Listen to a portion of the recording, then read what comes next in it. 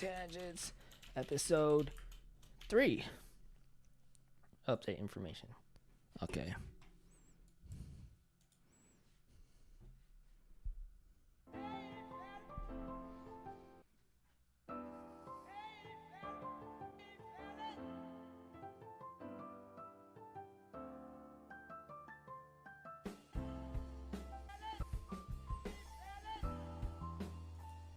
Okay, yeah, that's it for the intro. Kind of have to provide it for the VOD. So where's my camera again?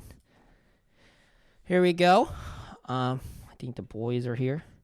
So let's see if I unmute. Let's hopefully they're in this call. Oh, you guys can't join? Okay, that's awkward. Hello? Oh, hello. Oh, you said drag us, so okay. Why are we in this call? Because He's streaming your I have the stream overlay for this Turn call. on video camera. Whatever. Yeah, you could edit you could if you want. Yeah, go ahead. Okay. Okay. Well, Luis. I'm gonna mute your stream here so I don't hear like double jump. Yeah, it's fine. Double G. Okay, where's the? Let me put you on my stream. Window capture. I hear myself. Wow. Oh, sorry, that's mine. You should probably mute it. It makes more Yeah, I'm sense. muting it. Yeah. But you can hear me, right? You can hear me? Yeah, I could hear you for sure. Cool. Alright, hold up. I'm trying to capture Luis. Okay, here we go. I don't even know if we. Okay. Okay, Luis kind of looks kind of squished. Just gonna fix this real quick. Oh damn! It's a wide version of me. Okay, there we go. I'll move my webcam over to here because I am the clown. So we'll just do this. We got. I think this is nope, wrong photo. Okay, this photo. We got two. So tonight's show. Welcome to Typical Tangents, episode 3. Made it this far. That means yeah, sheesh, yeah. That means we are doing solid. Once again, we got some reoccurring guests. We got Luis, and we got Hamza. Yeah, Luis. And we got Nick. Hello. Nick's our guest for our night tonight. If you want to introduce yourself first, Nick, go ahead. Okay, hey, I'm Nick. I'm John's friend since middle school, right? Yeah. And yeah, he invited me just to talk about whatever topic we're gonna talk about today. That's perfect. You guys want to reintroduce yourselves, or do you think they know you guys already? You and Hamza? No, I was kidding. Yeah. My name is Luis. I've been on here since the first episode. I enjoy talking about whatever it is John has planned, and I've been his friend for a while, and I've said this every single episode. So if you don't know me by now, it's your loss. Damn, Hamza looking cute, bro. Hamza's a stick figure, dude. Hey, thank you, bro. Whoever said that. Bro. Hey, shout out whoever said that in the chat. Anyway, Hamza. That was Jason. Yeah, I've been John's friend for quite a bit of time as well, and I'm ready to talk about whatever we got planned for today. Yeah. So yeah, if you didn't know the show already, this show technically is just, it's in the title, Typical Tangents. We kind of go off on a tangent. Damn, at least the Jason guys. Oh my gosh. Oh my gosh. So yeah, we usually go with a topic and we just talk about like our certain stories or a certain perspective about that certain topic, and we kind of just go off on it. So last week we did commuting. Pretty fun topic to talk about, even though as much an average person don't really like commuting, but it's part of their daily life pre-COVID. I don't know about now. But yeah, so what's been up been coming in the news lately. As we know, recently there's been a shooting in Atlanta. A terrorist, or they say, or a murderer, killed 6 Asian women at massage parlors. For me, I find this very disturbing, as I myself am a person of Asian American descent. So today's topic is just about, in general, about I would just say about what we Asian Americans in general, and as well as just like even as people of color, where we could learn about, or where we could talk about our experiences. It's gonna be a pretty deep topic. I can understand if you feel uncomfortable hearing this topic. It's and uncomfortable talking about it. It's understandable if you want to turn off the stream, but it's gonna be a pretty serious topic because I felt this one recently hit home. So yeah, so starting out, once again in the news, let me pull this up. In the news, on March 16, 2021, a series of mass shootings occurred at 3 spas or massage parlors in the metropolitan area of Atlanta, Georgia, United States. 8 people were killed, 6 of whom were Asian women, and 1 was wounded. A suspect, 21-year-old Robert Aaron Long, was taken in custody later that day. So, starting off with anyone who wants to jump in on this, how did you felt when you receive something just as disturbing, just to find out recently happening in the U.S.? What was your feelings when you found out about this? I mean, I think just looking at this particular incident in context with what has been going on for quite a while, and like it's been going on more frequently since last year, but like the increased violence against Asian Americans, I think the number of hate crimes against Asian Americans has gone up, what, like almost 2,400%, something like that. Mm-hmm. I have the exact numbers, but it's gone up like pretty dramatically over the past year. And this was sort of like not only like another mass shooting, but it was like a mass shooting that was a hate crime against sort of Asian Americans. And it sort of was saddening to see that one, there was another hate crime against Asian Americans, and to this scale, where this guy just walked in, and the reaction from sort of officials and how they described it and how the media portrayed it was also very um, sad to see, because I feel like it wasn't really framed in the right way, you know? Especially with some people, I think a lot of people will remember what the officer said at the end of the, or not at the end, but when they were sort of making an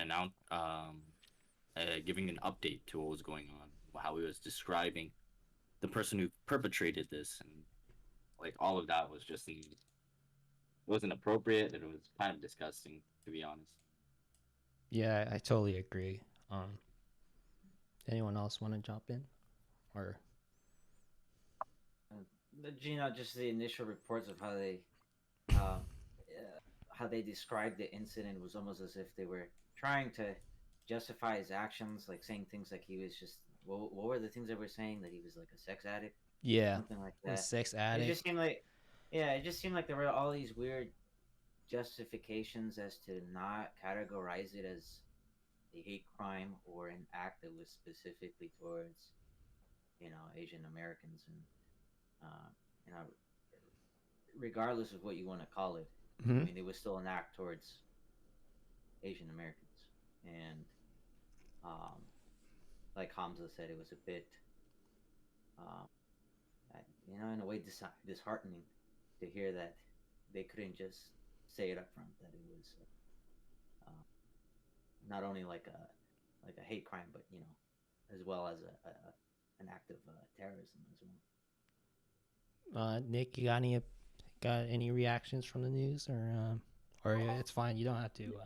Oh yeah. I mean, yeah, I've heard about it. I don't know the details really. Mm-hmm. But yeah, it's just really sad to hear.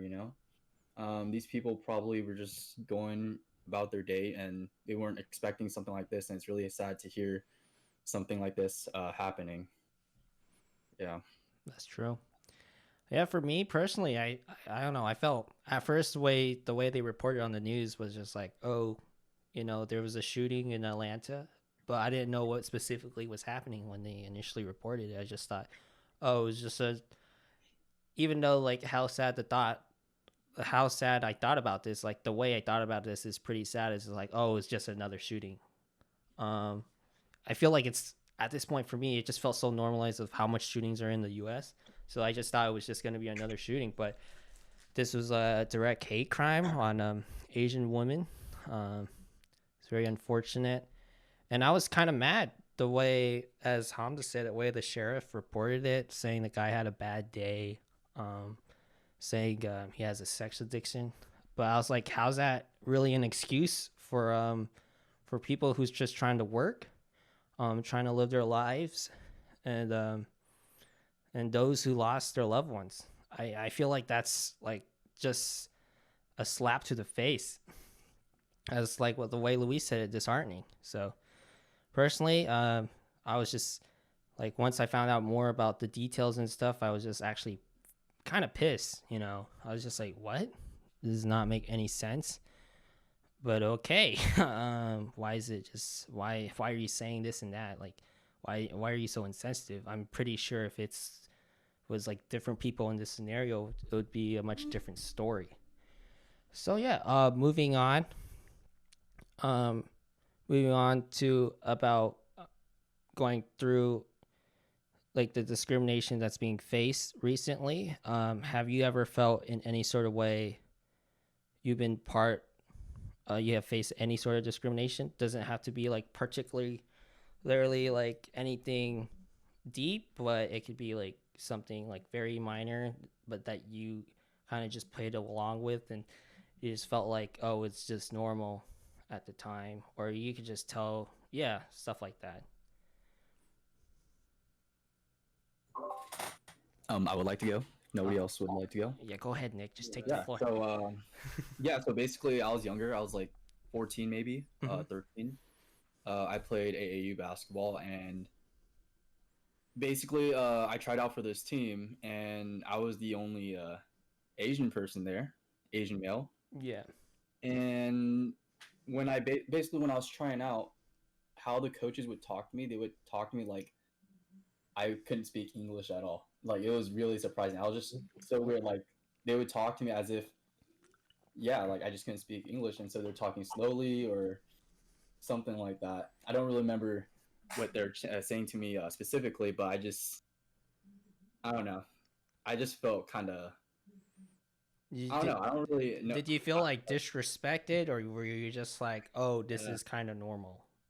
No, I just, I guess at the time I was just like, wow, really? Uh-huh. But to be honest, I wasn't bothered by it too much. But yeah, I just thought it just wasn't okay for them to do that. Yeah, I totally agree. Yeah. I mean, Yeah. why would they expect you not to speak English? That's a little confusing to hear. Yeah, they're really surprised when I started talking to them in perfect English. What the heck? I guess. Yeah, they were surprised, really. Okay. Crazy, actually. Yeah. Reminds me of a few of my experiences, both personally and also from observation. One of the more ones. Well, we look back at it from time to time. My dad and I is that there's a car wash here down on it's Snell and like back where the Dunkin' Donuts is.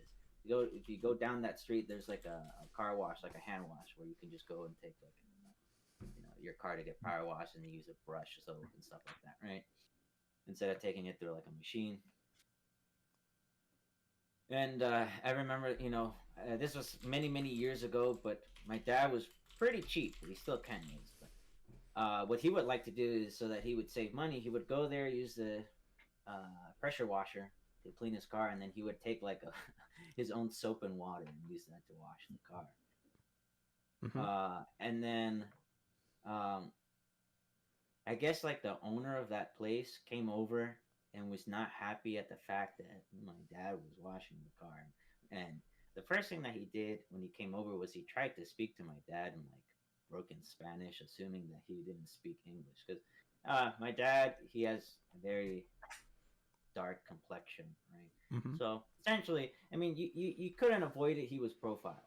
Came over with the assumption that he didn't speak English, uh, and he kept trying to speak to him in broken Spanish. And my dad responded to him in very fluent English. Hey, I could speak English. If you want me to stop, I can. And for some reason, the guy brought over like two other coworkers who also tried to speak to him in broken Spanish, even though my dad consistently was speaking to them in English. Mm-hmm. And they got into an altercation, and he was banned for life from that car wash. Wait, your dad Wait. was banned? There's no Yeah. one on Blossom? No, it's the one by Dunkin' Donuts. What is that? Oh yeah. That's not. Oh yeah, Snell, my bad, yeah. Yeah. I mean it's basically almost Blossom though. Yeah. It's not. It basically borders Blossom. Yeah, but your dad That's got crazy. banned. What the Yeah, your fuck? dad got banned. What the heck? I did not expect that. Yeah, that's Yeah. Yeah, all Wait. three of them came up, and they had like wrenches and stuff. They were ready to like retaliate because my dad he yelled. He's like, why are you guys treating me this way? Why can't you just treat me like speak to me normally right? There's no need for this racial profiling. Yeah. And they just use that aggression to justify kicking him out. Like, you need to leave right now, right? Your kind is always looking for ways to Okay. save money, and it's killing my business. I was like, okay, yeah, all right, let's just get out of here. Hey, good riddance then, bro. Like seriously, don't even bother with that place. Yeah, Yes. that's very unfortunate to hear that your dad experienced that. Yeah. Mhm. Yeah. I mean, just from plain for observation. Okay. Anyone else has any experiences? You can just take the floor if you want. I could just jump in on this. I think at times when I was younger, my mom worked at a liquor store. And, at times, like, her English is not too great. And even when I go out with her, I would be, like, to be fair, when I was younger, I would be kind of ashamed. Just because, like, it's a little embarrassing to hear, or like a little embarrassing to be next to her in public and stuff like that. I found it hard growing up, but over time I kind of learned that, like, this is kind of part of my culture as well. My mom is like an immigrant coming over. English is not her first language. Why should I expect any sort of like perfect English? That's just unfair for me to expect. So at times I feel like I work with her sometimes, especially during the office, and when she talks to customers, she may sound like she's raising her voice, so that she's just trying to speak English. And I feel like most of the times, like, especially like some customers, they feel intimidated from my mom, and they just like, they try to calm her down, but she's just trying to speak English. I feel like there's like a miscommunication there, and they kind of feel like, okay, we're not gonna mess with this. So I'm just like, well, she's just trying to speak English. It's not that big of a deal. You're just kind of blowing out of proportion. Like, they try to. So I think since her inability to speak English well, they try to find ways to kind of scam on the business. But my mom knows, so she's kind of a beast. So I was just like, okay. Yeah, they try very hard to, since like my parents, we run a cabinet business. They're not great English speakers. I feel like most people would just like look down on them just for that case, and try to take advantage with pricing and stuff. So it's very unfortunate to see that sometimes. Anyone else want to jump in? When you say people try to take advantage with pricing, do they conversate with your parents and then try to negotiate based on like? Yeah. like they're trying to bargain. Yeah, they kind of assume my parents don't know what they're doing. Yeah, I guess that makes sense. 'Cause, Right? like, Because they're like, oh, they're like, oh, they don't speak English. They could barely speak English. And so it's like they don't know what Yeah. they're talking about. But like, my parents been doing cabinets for like 20 years now. So I'm just like, okay, you're not gonna win this fight. But I think over time they Yeah. kind of knew like how to like over time. I think in the beginning it was a struggle, but now they're Yeah. just like on point with stuff and kind of like they're fine now. But just before it was just like people would Mhm. take Try to advantage. take advantage of Yeah. it. Yeah, that does suck though. Going into something and then Mm-hmm. feeling like, or like, especially starting out, it must have been very difficult because like, one that they're, I guess starting out, obviously you don't start with like 20 years of experience, right? Yeah. And because of that, you don't feel. I feel like if people are sort of harassing you about lowering the price, Yeah. and you're going into an environment where people are thinking you're doing a subpar job, Mm-hmm. then you almost feel obligated to lower the price, right? Yeah. Because of lack of experience and how they're. sort of talking down your work Yeah. on the That's basis of something that's kind of irrational. yeah. Yeah. I don't know. It just makes sense. But to be fair though, our cabinet business is pretty solid right now. You know, we're pretty good with the competing prices though. So yeah. But besides that, anyone have any other stories about any like discriminatory actions that you heard of or um feel some type of way or you want to bring or share up? You can keep going. You know, this topic is kind of still out there for now, and we can just transition over to another question. Yeah, I just feel like it happens a lot. Mm-hmm. You know, it happens.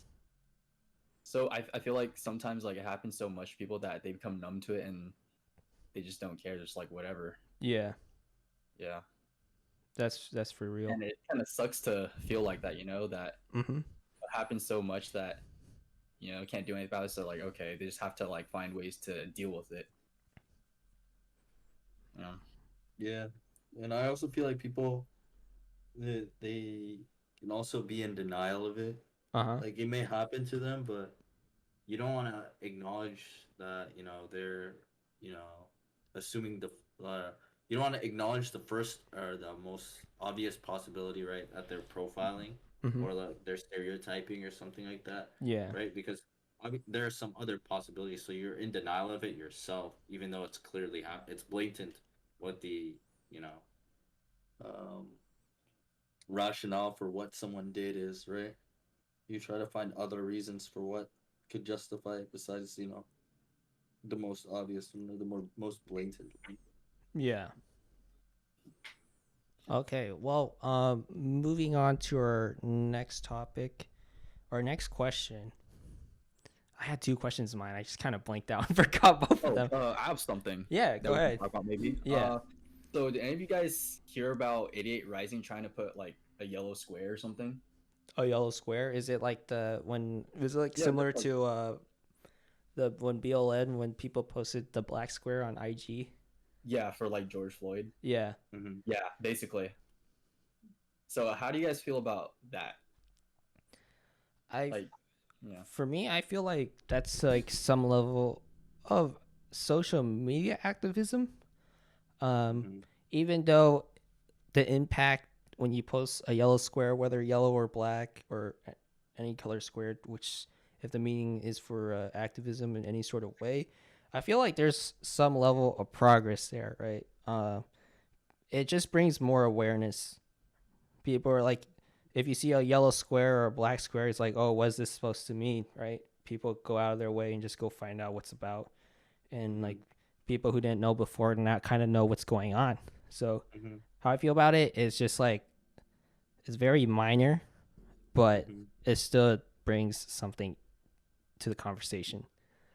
Oh, I no, had the opposite for experience. me, yeah. Oh, Yeah, I had the opposite experience when I posted, the black square, Uh-huh. and it led me to be more reluctant of posting something of a similar nature, such as a yellow square. Anyways, I mean, like I posted the black square, and I had quite a few people actually message me to tell me like, you know, oh, the black square doesn't mean anything, right? It doesn't have much of an impact unless you're really out there protesting and being vocal and being Yeah. a true activist.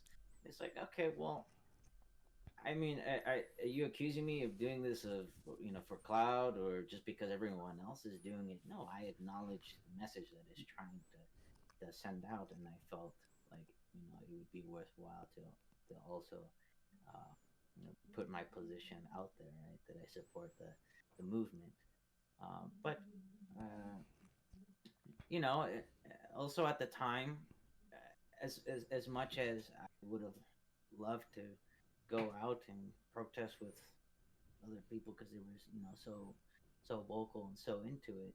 We were in the middle of a pandemic, Mm-hmm. and I live with uh, you know, people that are kind of in the, what do you call it, the age group that is most vulnerable to this virus, right? Yeah. And that's why I didn't go out there. And so, you know, I can see the argument that it's more like it spreads awareness to Mm-hmm. maybe your following that may not be familiar with that movement. But my following is small. It's just with a few friends Yeah. and family. So there's not much uh, social engineering or social awareness that Yeah. I can really partake in unless I make my profile public, and maybe a stranger just happens to come by my profile and look at the posts that I make or the stories that I post. But um, yeah, it's good to spread awareness, but you know, I kind of have I'm more reluctant to post something like that because of the first experience that I had posting something like that. Okay. Hamza, you got any thoughts, or you just? Yeah, so I think similarly, I feel like the reaction that Luis got, I don't know. I mean, like you said, it's the start, but I feel like there are other things that, like the purpose of the black square or like a yellow square was to raise awareness. And Mm-hmm. I feel like in place of a black square, a yellow square, if someone shared a resource that was much more informative to educate people on issues that these groups face, it would probably be a little bit more beneficial because I'm sure like most like showing solidarity is important, Yeah. but I feel like you could go a step further and potentially like share. I know a lot of people do this now, but a lot of people on social media will share resources or share like stuff that can actually be used to support the cause, as opposed to like sort of just something showing solidarity for one day, right? Yeah. Um,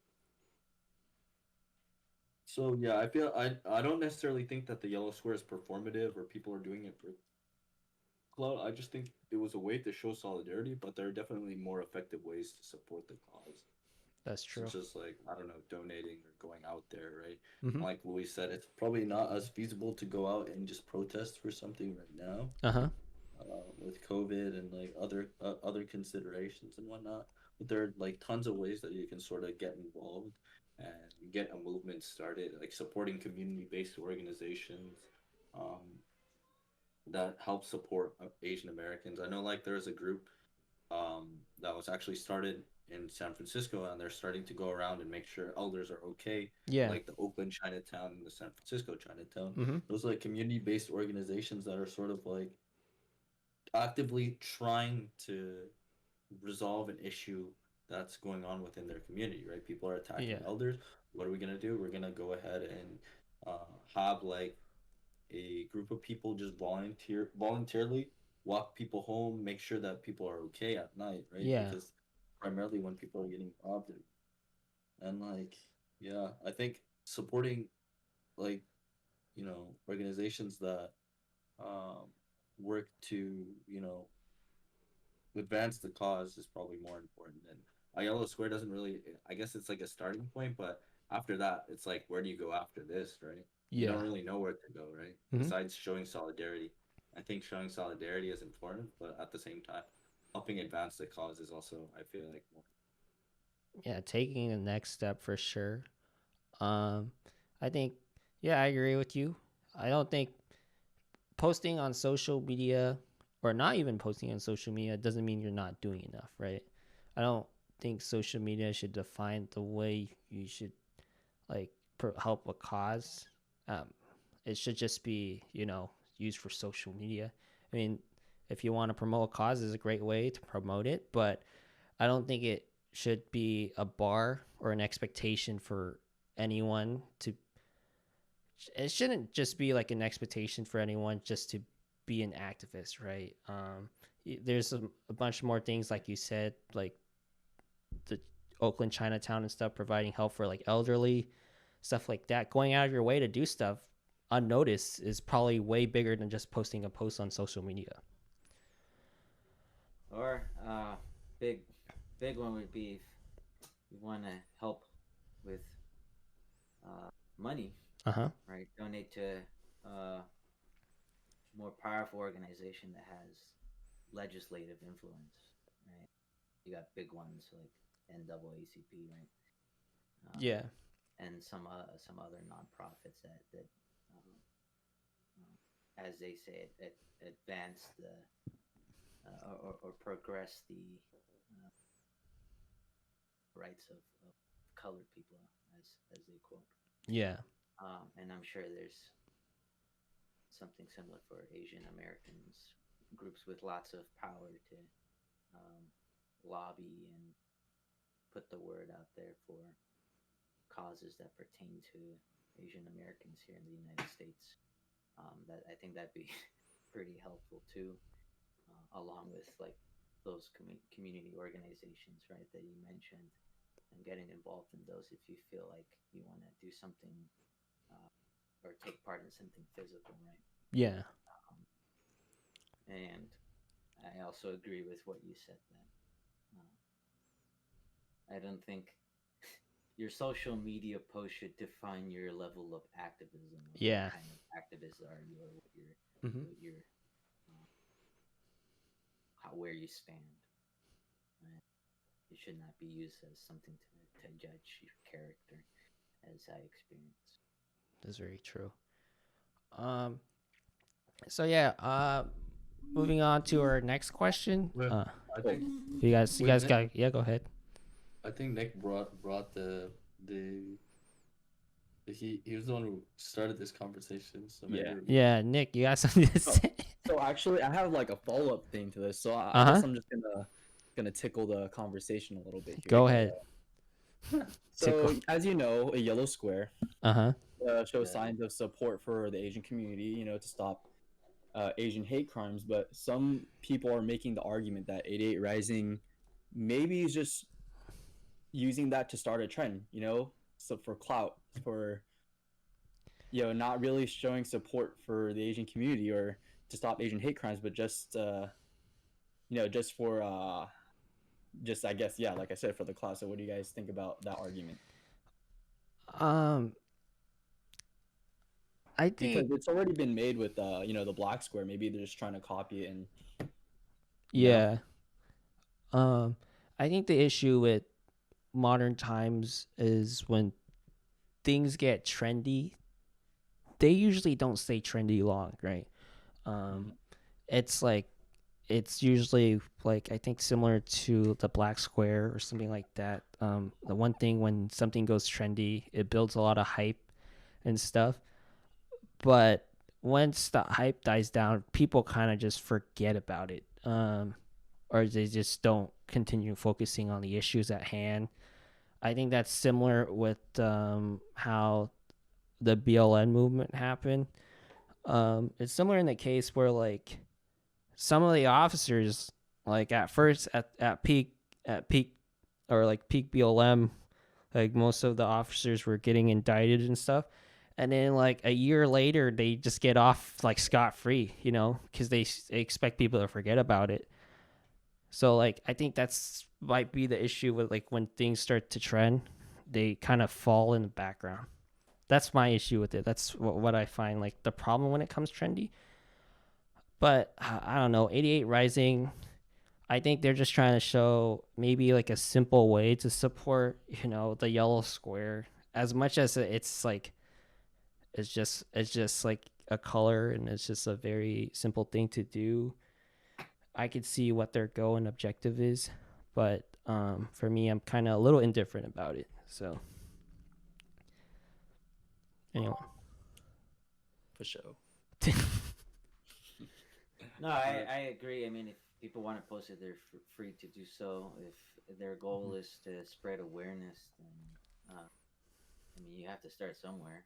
yeah, You know, social media is an easy way to get people to uh, see if they see a trending topic, and what's the next move that they'll probably do is try and educate themselves on that topic and look around and see what is it that everyone is talking about, why is it trending.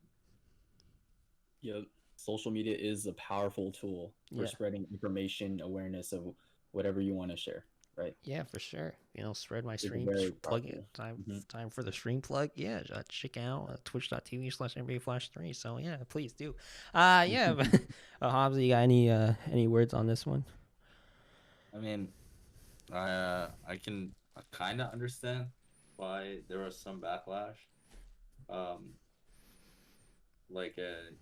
I guess some people was the reason for the backlash that it felt performative, right? Yeah. Like it was very like, and I think someone said it earlier. Like if a trend, like if it's just like, I think if this is to become like a lasting movement, then it Mhm. needs something more than a transient social media symbol in order to continue to thrive, right? Yeah. I think, yeah. That's pretty much all I have to add. I think most of you guys touch on a lot of like the key points, but with regard to, I think they actually ended up taking it down, if I'm correct, right, Nick? I was like reading about it as you guys were talking. I don't know about that part. Yeah, Probably. they faced a lot of backlash when they put it up Yeah. from a lot of different people, Uh-huh. and I was trying to read about like why people were like so upset. Wait, do you guys? Oh, sorry. Can I? Oh, actually, go on. I want to say something after that. Sure, yeah. So I was trying to figure out why people were so upset and why they faced so much backlash. And one probably was what we talked about, how it like seemed very performative. Um, the other, I mean, I can keep looking, but I don't think I'll find anything very quickly. But yeah, it just seems like they end up taking it down because the response wasn't super positive among the Asian American community as well as like other communities. Just because. Anyway, yeah, what were you gonna say, Nick? So, do you think maybe they took it down? Part of the reason why they took it down is because some people are making the argument that maybe Asian Americans haven't gone through as much as African Americans, the Black community. Just because I guess maybe they have a harder time than any other No. ethnicity or ethnic I- person that lives here. I don't necessarily think they. I mean, I don't think that would be a valid reason to take it down, and I don't really understand why people always try to make it seem Like, like it's unfair? each individual might. I don't know why it's like oppression Olympics where we're trying Yeah. to see who My who is the kind most. is more oppressed than yours. Yeah. Yeah, we You don't. have I no don't right think, to voice your concerns, right? Well, We- how we dare shouldn't you really- post a yellow square? Yeah, I don't necessarily think that was the reason why they took it down. I think there are like a lot of different reasons. Some of which I'm reading are like the yellow square is kind of like a Slur. I don't know if it's necessarily a slur, but Or a derogatory term for. No, Asian I American. think That's what I just read right now. Is one of the. I think it's all it doesn't encompass. I think yellow typically is like lighter skinned Asian people, so like East Asians, like which is typically, I think, it kind of generalizes the Asian American community, right? Because they're like brown skinned Asian, they're darker Asians, South Asians, Indians typically are darker skin. Some Southeast Asians are also darker skin. So like I don't know. It doesn't really like. I guess it just generalizes Asians to just being like Asian struggles to just being East Asian struggles, like Chinese, Japanese, Korean, which typically happens a lot when people are like thinking about the struggles of Asian American communities. Like I think statistically, um, Japanese, Chinese, and Korean families have done better in terms of like income, but like a lot of other Asian American communities, like Southeast Asian communities, will struggle a lot more, and it's kind of overshadowed, and it kind of makes it seem like these communities don't undergo like financial struggles or financial hardships because the term Asian is like literally like uh, when people think like Asian, they just think of the East Asian, and that kind of overshadows the struggles of like Southeast Asian people and like uh, whatnot. Yeah. Um, but I don't like you said. I don't think it would be a valid reason to take it down because saying that oh like you like for example like we've gone through more struggles than Asian Americans, right? Because each minority goes through their individual set of struggles and nobody really has it easy, Yeah. right? Yeah. And I think we all just have to work together, as like minorities to overcome these struggles, right? And like try to um, resolve the problems within our communities, right? Because yeah. So if that's the reason, then I don't think that's not really like yeah. I don't think that's a valid reason for them to take it down. If they felt like they needed to take it down, that's another problem. But like I'm just saying, Okay. it shouldn't be that way. Yeah. Yeah. How I feel about it, like how like the what Hamza said, like the oppression Olympics thing. I feel like that's I don't know. I don't think it's like yeah, everyone has their different struggles for sure, but I feel like in that sense when minorities go against each other, it does not benefit anyone at all. I feel like I don't know. It just feels like the majority is just gonna be like, "Yo, well, we're kind of winning," you know. They're just like, "Okay, we see people like usually in any sort of sense, not even racially related or like in a war or something. Let's say that it's like in-house fighting basically, Yeah. and so it doesn't really help us as like both different minority groups just to go against each other when there's bigger issues and we have like um the similar problem that happens to both minority groups. So it honestly doesn't make any sense to have this, but I feel like this is just a way to divide the minorities even more.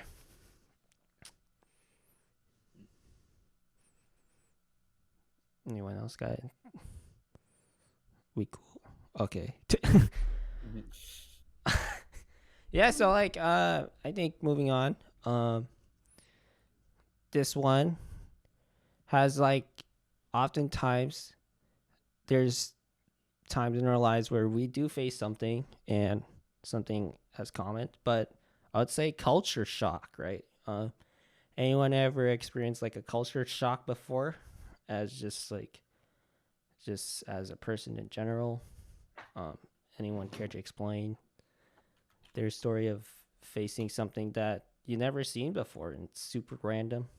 So I I mean, just want to throw it around. You can go ahead if you want to answer. I feel like I don't travel enough to be culturally shocked, Uh huh. Yeah. because literally I mean, I was born in the Bay Area. I went to school in the Bay Area. I don't Yeah. travel, so I think it'd be very difficult for me to be like, oh shit, this is so different.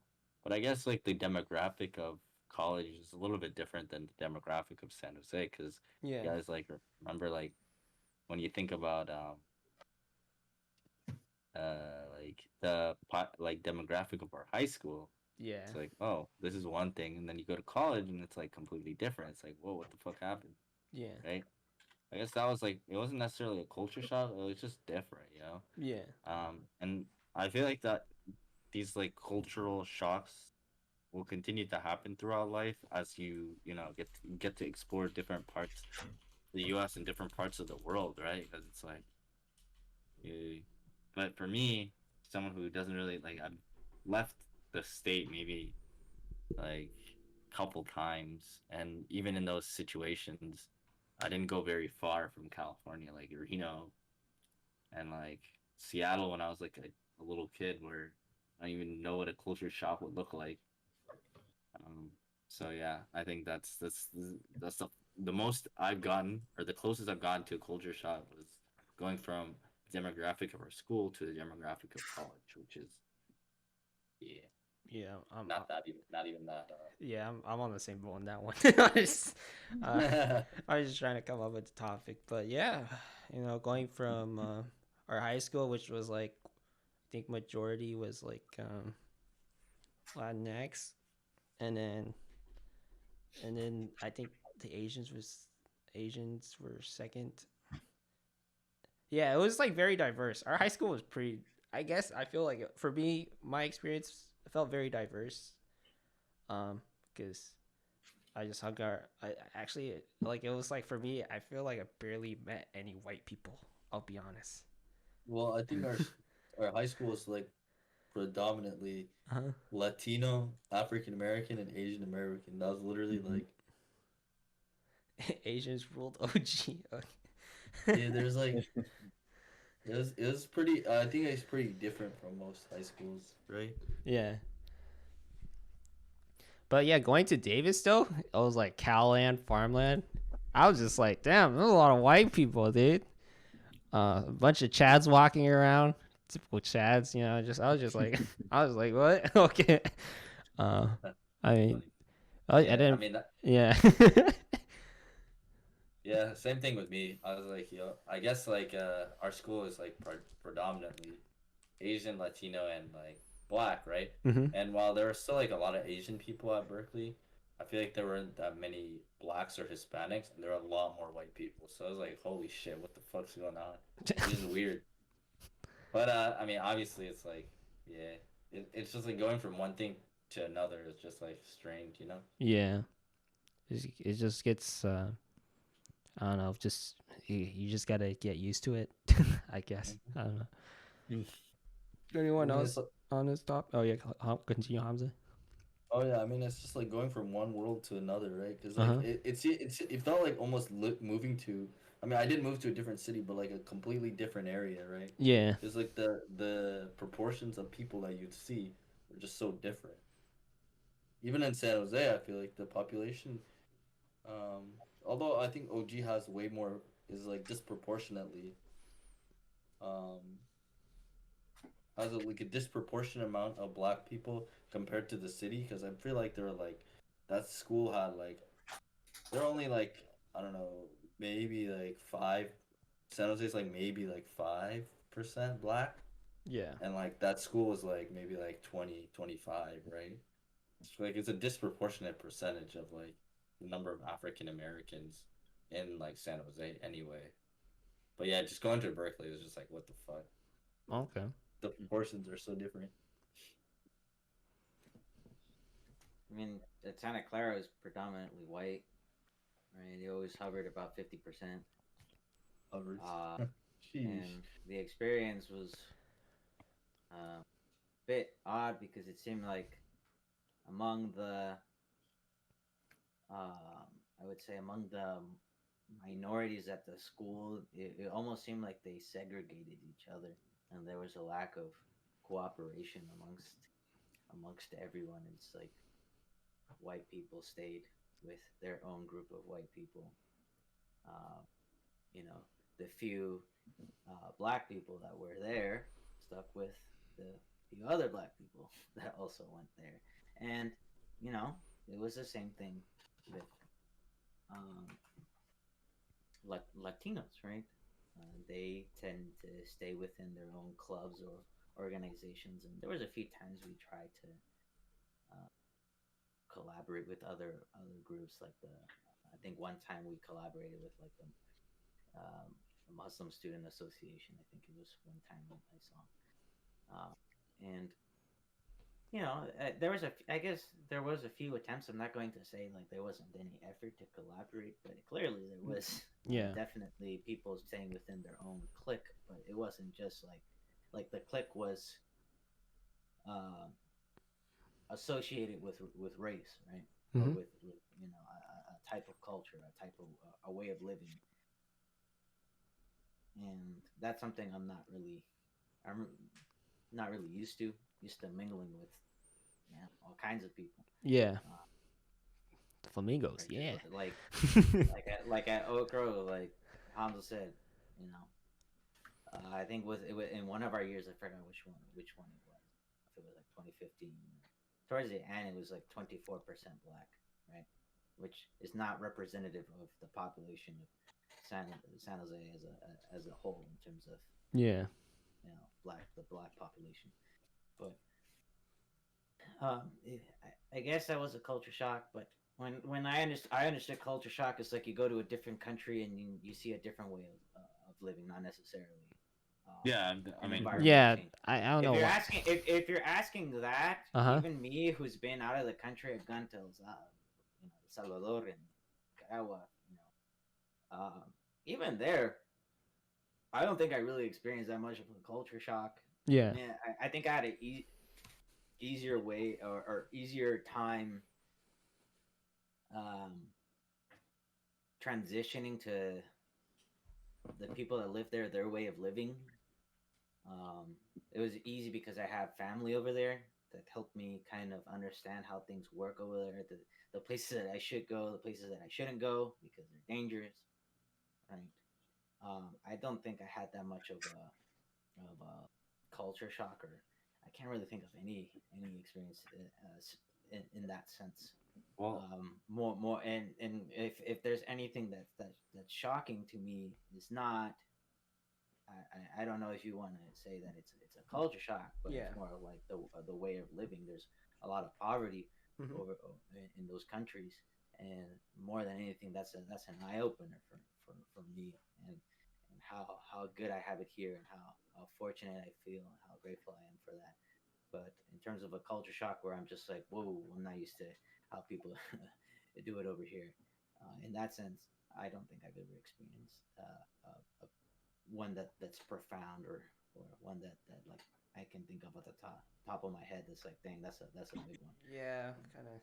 yeah, I mean, like a very like not a good example, but a very like basic example is like it's just something different than what you're used to, basically. Yeah. And like I'd imagine that like going to um El Salvador or Nicaragua, those places like since you're very like I feel like you're more in touch with your culture than a lot of people. Like I feel like there's like some cultural um decay when as you become more um American. yeah, yeah, as you're here for longer, I feel like there's like a decay in culture, especially if you don't um like if you continue to like sort of like fail to pass on stuff to your children, which becomes progressively harder because like for me even like, I'm not fluent in like Somali per se, right? Mm-hmm. So like my kids will definitely have the most basic understanding, and it'll just get progressively worse in future generations, right? So Mhm. like in that case, I think they could potentially like even me, right? I could go into like the country where origin for my parents, and I'd probably be like, yo, what the fuck's going on here, right? Because it'd be so different for me. But I feel like you're more you like you were raised to uh and you're like bilingual, Spanish, right? So I feel like it's a lot, and like you're more in touch with your culture. I feel like, whereas I'm just like I got bits and pieces, but like if you were to throw everything at me, I'd be like, yo, chill with that. It'd be a little too much for me, right? Yeah. So like I think like going to either of those places, El Salvador or Nicaragua, probably wouldn't elicit a shock response from you because it's like more familiar than not, right? You're just like, oh, okay, yeah, this kind of makes sense. But like I guess in order for you to be culture shy, it has to be different than what you're like accustomed to. accustomed to. Yeah, yeah. It has to be different. I guess like one example that people use is like if you like go to your friend's house and you're, I guess, like culturally, like some cultures will not don't like having shoes in the house, right? Because it's dirty, you don't attract Yeah. yeah. So like you go in and like you go to your friend's place or something like that, and like they're all like they don't give a fuck, bro. They just walking with them shoes on, right? That's like that can be kind of shocking to you, right? It's different than what you're accustomed to. Yeah. It's very basic, right? It's very low, like levels of like cultural shock, right? And Mhm. sometimes it's not even a culture thing. It's a let's keep the house clean kind of thing. Yeah, right? it's just a hygienic, just Yeah, cleanliness a thing. hygiene thing. Yeah. But if it's related to the culture, then that would I think subsist or consist of like a as a culture shock, right? Okay. Nick Posadas? Nick? Yeah. So I guess the closest thing to cultural shock is I've talked to you guys about this. I had a class where I had to learn Oh, about someone's shit. culture, right? You guys, Uh-huh. and so yeah, for the people that don't know, yeah, I had to take a class. I had to talk to someone from another country, just talk about their lives, their culture, what they do, what they like, and yeah, I've had someone from Korea for the whole semester, and we talked quite a few times. And what I was really surprised about is that there that I just learned that people from other countries are just the same as us.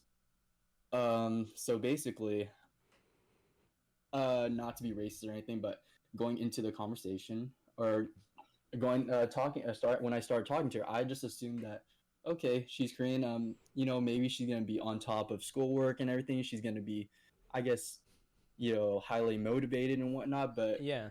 after talking to her a lot, you know, learning from her, that's not really the case. She likes to stay up at 3 a.m.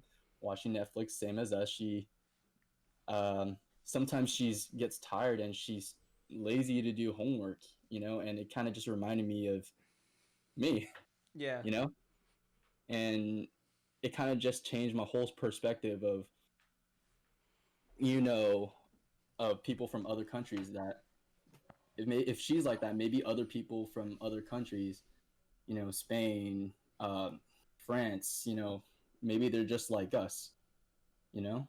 Mm-hmm. Uh, yeah, I guess Yeah. that's all I have to say. Yeah. I mean, I guess there's somewhat of a disconnect because, like, if someone's from a foreign country or a different place, I guess you can kind of sometimes you may think that they're like, I guess very different, right? But there are like a lot of things that are just like human things, you know, like procrastinating, Yeah. like putting things off. I feel like is not a thing that is above any specific culture per se. I think it's more of like a human kind of thing. So Mhm. yeah, I don't know. I guess that's an interesting thing, right? There are like cultural things, and then there are things common to every single one of us on this planet, right? Yeah. Well, you guys want to take a quick break and come back because I low key need to use the bathroom. So, Yeah, sure. if you guys are down, we'll take a quick break here. I'm just gonna play some music in the background. Please do stay tuned. We got more to talk to. Maybe 15, 20 more minutes after. So, yeah, please stay tuned. This milk tea is starting to hit, so I'll be back. I see milk tea about hitting our boy. Dude, I drink a Truly's too. It's like even worse. Right.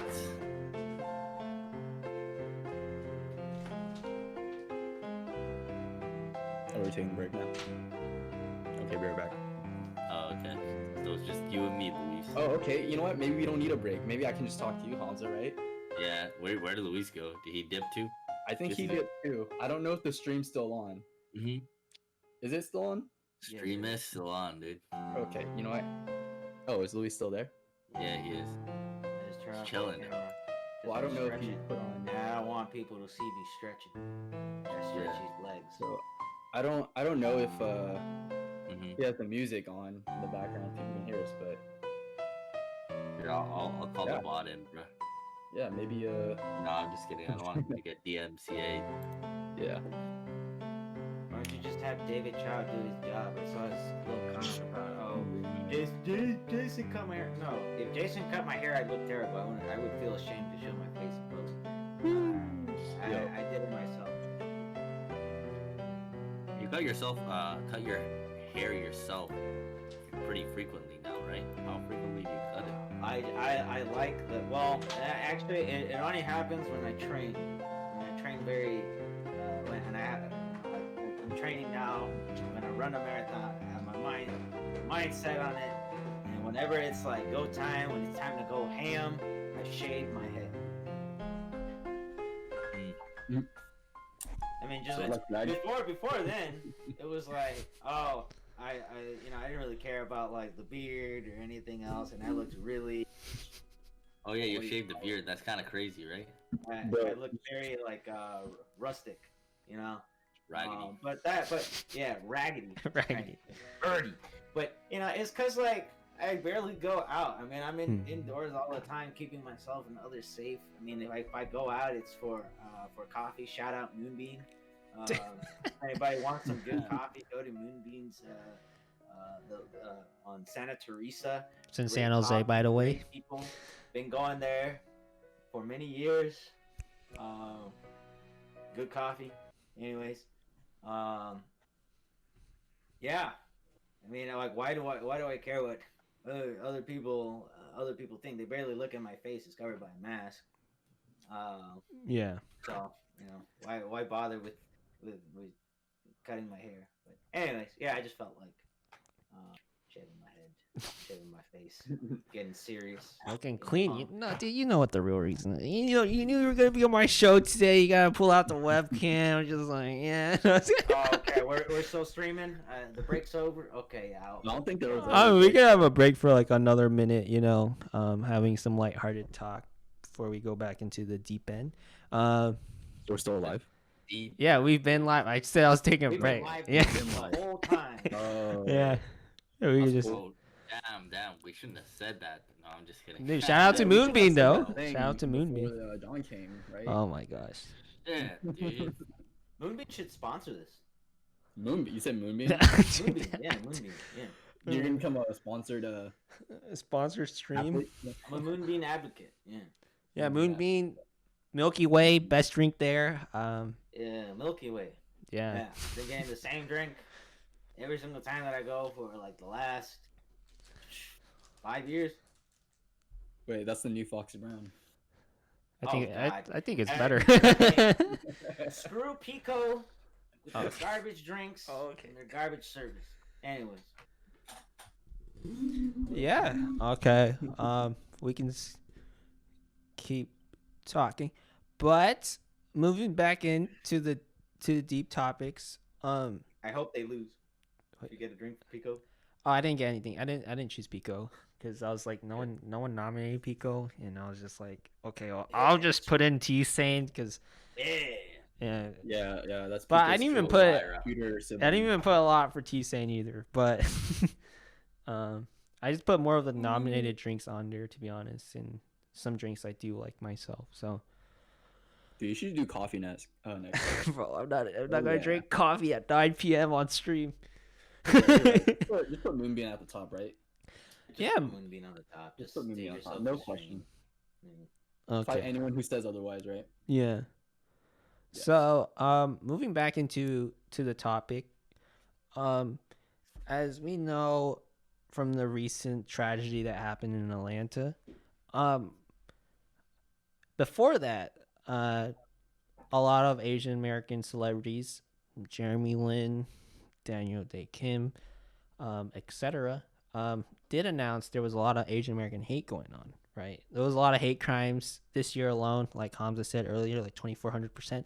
Not factually Wait, correct, didn't they put bounties out or something? huh? Didn't they put like bounties out? Bounties? Like, oh, find this person. yeah, that- they yeah, put right. out some like wanted stuff, but the media coverage for it was not. It wasn't there for such crimes. Old people just getting pushed aside and just tragically and fatally passing away, which is very disturbing. And why do you think we have to get to a climax just to get the support that minorities need. I think this is similar to the case where police brutality with or like what happened with the Black Lives Matter. Like it had to get to a point where someone had to die just to recognize a cause, or just to get noticed when things like this has been going on for a while now. Um, You just people they use or they have a need for justification, mhm. right? So it's more like you know it shouldn't be the case, but someone dying Yeah. as a result of negligence, prejudice, uh, plain hate, someone dying from that purpose. Uh, that's like an extreme justification for for for outrage, for speaking up about injustice. And you you would hear like early on into the pandemic about um, Asian Americans, people of Asian descent, being targeted and being blamed for the virus. Right? Yeah. They're the cause for the world's pain and suffering, and you would hear that, but uh, it was kind of dusted under the rug initially, and you started to see more and more incidents of this. You started to see even people in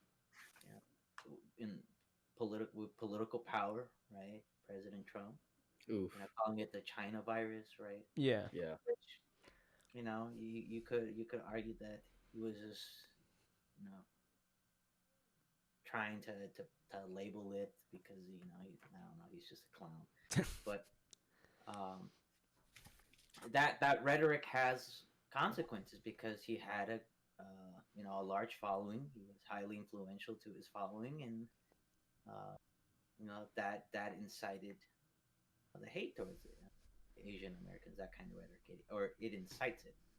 Um, and now you're starting to see, we've seen like a substantial increase in hate crimes against Asian Americans. You're starting to see it more also on news.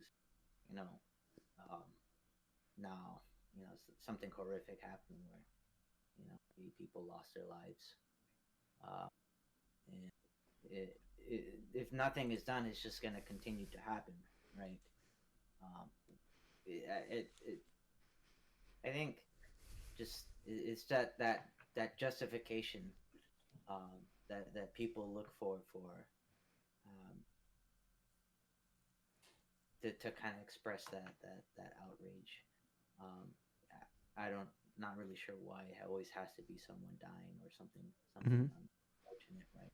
But um, something like that definitely will cause people to go out and voice um, you know support for a cause. I see. If anyone got any other opinions on it, I totally agree with Luis. I don't think I can add on anymore. Uh, Well, I feel like also. Sorry, just one more thing. The thing that I was thinking of is I have this analogy that Mhm. I was trying to put into words, but it's like when you have a family member that dies, and you start to see like relatives that you haven't seen in years come by and get together, right? Yeah. So it's like it's a weird thing, and I've experienced this personally. That death brings people together. Mhm. All right, it's the same thing that happened with with my grandma, Mhm. right? A lot of family members and friends that I haven't seen in years finally got together to come and you know mourn the loss of my grandmother. It's just that was the analogy that I was thinking of, is that brings people together, and when you see when you see like these eight people that died, right?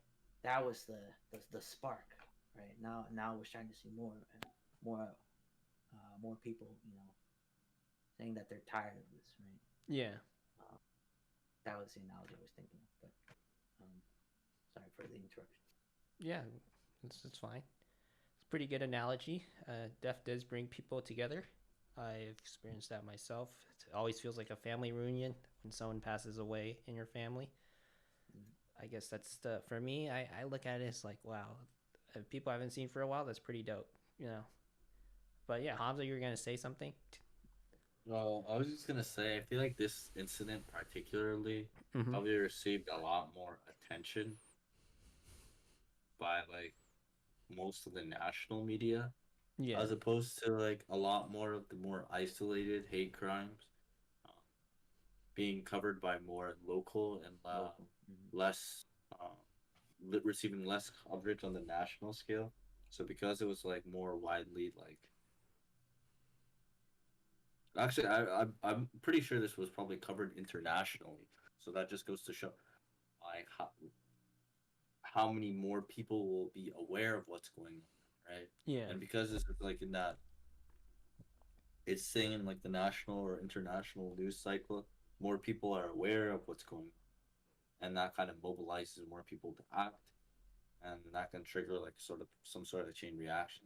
Although I do feel like in the past, over the past year, even hate crimes against Asian Americans, there were probably a lot because um, the number had increased dramatically, was not covered as frequently. Like it probably was still happening. Yeah. We're just more aware of it now because we're seeing it more Mm-hmm. media news, right? So yeah, I think an incident like this, it typically will stay in the news like cycle longer. Um, and because the scale of the incident, this guy like killed 8 Asian American people. Um, and I think gun violence is also like a very hot topic, right? Yeah. So like because of that, it just kind of was covered more, not thoroughly, but like to a wider extent, and because I think that mobilized more people to act, especially with the contextual stuff behind what was going on in San Francisco and Oakland Chinatowns and New York, where people were just getting assaulted randomly, Yeah. people were dying. Like those incidents were already calling people to, you know, calling awareness to like, you know, the brutality, right, against Asian Americans, like the assaults and like the targeting because of certain rhetoric and certain prejudice against them, um, which probably was exacerbated by um, them being attributed to being the cause of the pandemic and Yeah. growing frustration during the pandemic because we're still somewhat locked down Mm-hmm. when we're not back to normalcy. So I think people are sort of like, you know, attributing them to be the cause Yeah, of they just want to point the fingers. yeah. Yeah. Yeah. And this has happened before. Like there was very famous and it's like a historical case of hate crime against Asian Americans. It was in the '60s, but it was these two dudes in Michigan, in Detroit, I think. And from I think Detroit's a pretty was a pretty I don't know if it still is. Luis probably can correct me, but was a pretty big place for auto manufacturers. Maybe Ford, Chevy, something like that. These two guys were GM. laid off. GM, there you go. Okay. And these two guys were laid off from their job, right? And at the time, I think, I don't know if this was before or after, but in like the '60s, immigration laws for Asian Americans, I think there was like a immigration laws preventing a lot of Chinese Americans or Chinese people from migrating to America. Um, those are like eased up a little bit, and um, they started to come into the country more frequently. And there were also manufacturers. We were also importing uh, equipment and like auto stuff from other countries as well, right? So these two guys, because you know we were importing as well as we were giving Chinese Americans jobs in these auto manufacturing um, uh, or we were giving them jobs in auto manufacturing sector. Yeah. It resulted in a like them sort of putting their frustration onto the guy who was still working for the auto manufacturer, right? Because Yeah. he was Asian, because they saw him as the reason for why they were laid off, right? Mm-hmm. And they like murdered him, and that was like a um, pretty big deal because this is like a very blatant and obvious hate crime against Asian Americans, and this is like the rationale was very obvious. Like they thought Asians were responsible for them losing their job, right? Because Yeah. they're coming in, migrating, right?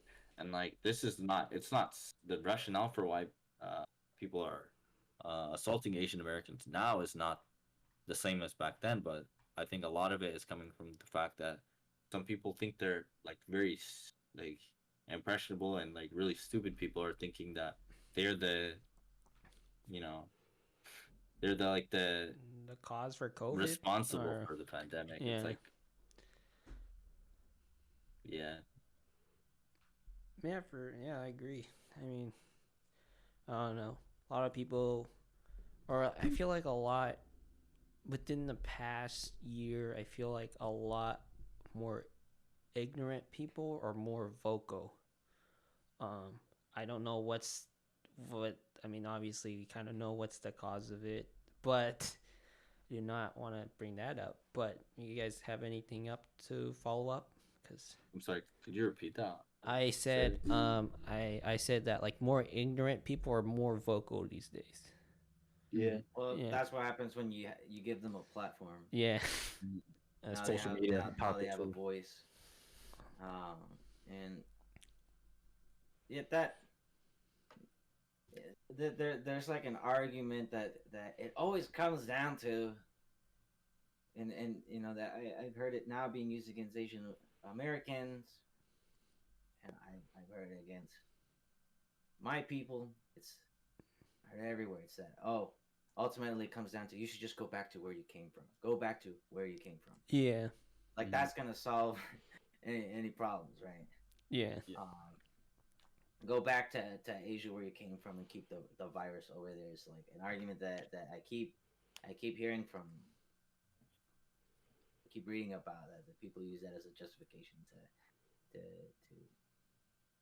in a way, just persecute Asian Americans yeah, and target them.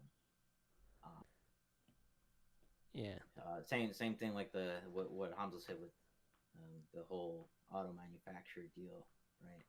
You know, these people are taking away our jobs. These people are just what they claim are non-Americans, yeah, and those are all common points that you know, flat out racist use, and you know, we're seeing it too now against Asian Americans. It's unfortunate. yeah. It's very unfortunate. Yeah. So, Nick, if you have anything else to say, or We're still just basically in general on the topic of stopping Asian hate crimes and stuff. Right. yeah, I'm about to conclude it though, because you might as well Okay. just take the line, and then after your say, we just have some parting words, and then that's it for the show. So, yeah, please go, Nick. Yeah. So I mean, I'm just gonna say that this just really shows the prevalence of racism in America. Yeah, Just saying like Asian hate crimes, they're kind of generalizing Asian people, as in they're kind of just like throwing like Japanese Americans, Vietnamese Americans, Chinese American all into one, big like plate.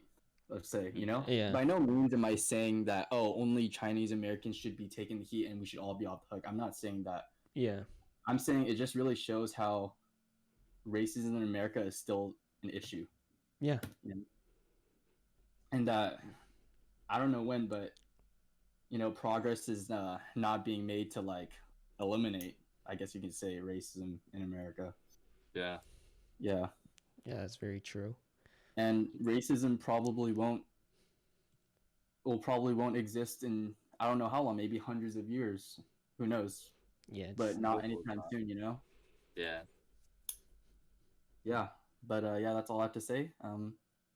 Dude, you know what the sad thing is? There are still people who are like, bro, it's 2021, bro. There ain't slavery no more. There's no racism. Yeah. Or we're past segregation, bro. What's racism? Yeah. As if it doesn't exist in other We forms. gave you the right? Civil Rights Act. So, Yes. yeah, how could racism still exist? Yeah. It's like crazy, bro. Like, yeah, obviously, you know, you can vote, but there's still things that you can do to limit people from exercising their rights, and there are things you can do outside of that, even to make their lives more uncomfortable, Mhm. right? Based on the color of their skin or how they look or where they're from. It's like, bro, this is just because you know you can drive a car, you can vote, doesn't mean that racism is defeated. You know, like what? Yeah, you finally gave basic rights to people. Dude. Cool. I was like, wait, I what? know, seriously. Yeah. Like whoever signed that bill that gave like Voting Rights Act, yes, we defeated racism successfully. It's the start, my guy. Yeah. It's not the finish line. All the politicians in the back giving themselves pats on the back. Good job. Good job. We Yeah, did it. hey, should we call did this it, one the boys. End Racism Act? The End Racism Act of 2021. Nah, let's stick with the Voting Rights Act, my guy. I think that.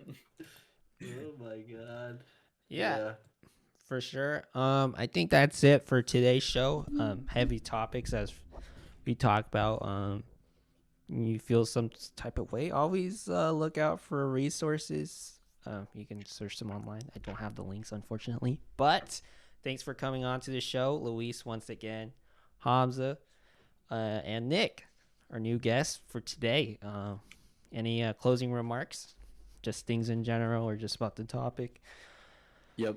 Follow this channel, like and subscribe. Okay.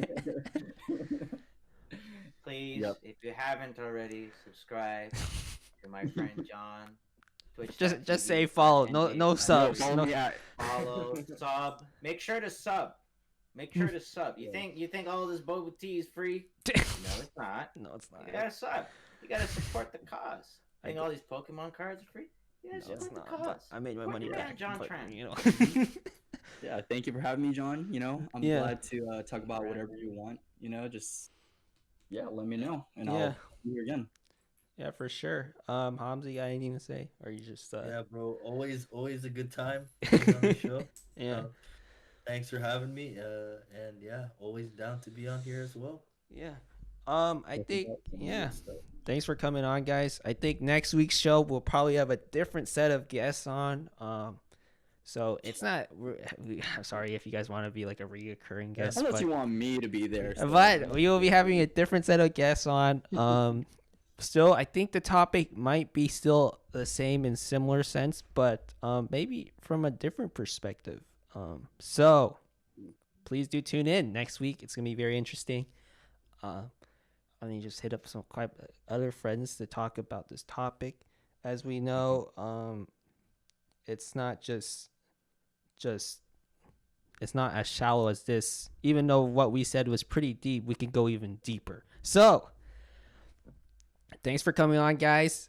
Once again, I'm gonna go end the stream, so I'll probably deafen myself and probably stop sharing. But yeah, these guys are awesome. They'll probably you'll probably see them on the show. They're always here on Thursdays or Fridays when we do gaming with the homies. We played GeoGuessr yesterday. It was pretty fun until our minds got melted from looking at text too much and freaking zooming through the streets. So yeah, tune in next week to hang out with them if you want in the chat. So yeah, see you guys later. I'll talk to you guys after the stream. Thanks for coming on as always. Thank you. For sure, brother. Thanks for having us. Thank you for having us. Okay, let me close this. And Hamza. I'm Follow, Oh. free. Yeah, Okay, but we're gonna continue this. no, I'm definitely later, guys. Okay.